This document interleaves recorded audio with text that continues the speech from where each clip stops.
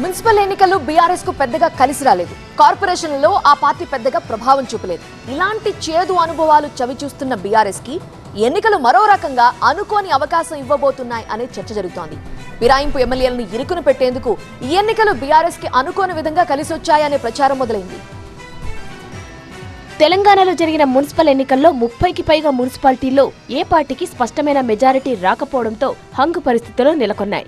దీంతో ఇక్కడ municipal chairman పీఠాలను దక్కించుకోవడానికి ex officio సభ్యులుగా ఉన్న ఎంపీలు, ఎమ్మెల్యేలు, ఎమ్మెల్సీల ఓట్లు అత్యంత కీలకంగా మారాయి. మ్యాజిక్ ఫిగర్ కోసం ప్రతి ఓటు కీలకం కావడంతో ఇప్పుడు అందరి దృష్టి స్థానిక ప్రజాప్రతినిధులపైనే నెలకొంది. ఈ కీలక సమయంలో బీఆర్ఎస్ నుంచి గెలిచి ప్రస్తుతం కాంగ్రెస్ తో కలిసి పనిచేస్తున్న ఫిరాయింపు ఎమ్మెల్యేల వ్యవహారం చర్చనీయాంశంగా మారింది. ఆ ఎమ్మెల్యేలను ఇరుకున పెట్టేలా విప్ ఆయుధాన్ని వాడుకోవాలని బీఆర్ఎస్ నాయకత్వం భావిస్తున్నట్టు తెలుస్తోంది. ఎక్స్ అఫీషియో ఓటింగ్ సమయంలో పార్టీ ఆదేశాలను ధిక్కరించకుండా ఉండేందుకు విప్ జారీ చేయాలని ఆ పార్టీ ప్లాన్ చేస్తున్నట్టు ప్రచారం జరుగుతుంది. ఒకవేళ ఫిరాయింపు ఎమ్మెల్యేలు పార్టీ జారీ చేసిన విప్ ను ఉల్లంఘించి కాంగ్రెస్ కు అనుకూలంగా ఓటు వేస్తే ఆ సాక్ష్యాలతో అనర్హత వేటు వేయించేందుకు అవకాశం దొరుకుతుందని బీఆర్ఎస్ ప్లాన్ చేస్తుంది. ఈ రకంగా తమకు న్యాయపరంగా బలమైన ఆధారాలు సేకరించడానికి అవకాశం దక్కుతుందని యోచిస్తోంది. విప్ ఉల్లంఘన ద్వారా ఆయా ఎమ్మెల్యేలపై అసెంబ్లీ స్పీకర్ కు ఫిర్యాదు చేసి వారి సభ్యత్వాన్ని రద్దు చేయాలనేది బీఆర్ఎస్ వ్యూహంగా కనిపిస్తోందనే చర్చ జరుగుతోంది.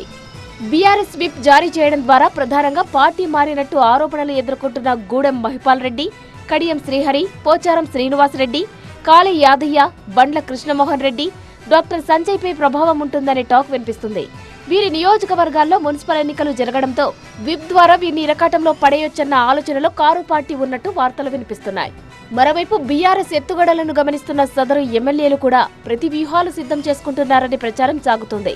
విప్ జారీ చేస్తే ఓటింగ్ లో పాల్గొని రిస్క్ తీసుకోవడం కంటే ఓటింగ్ కు దూరంగా ఉండడమే మేలని వారు భావిస్తున్నట్లు సమాచారం. తద్వారా అటు కాంగ్రెస్ స్నేహాన్ని కాపాడుకుంటూనే ఇటు పార్టీ ఫిరాయింపుల చట్టం నుంచి తప్పించుకోవచ్చనేది వారి ఆలోచనగా తెలుస్తోంది.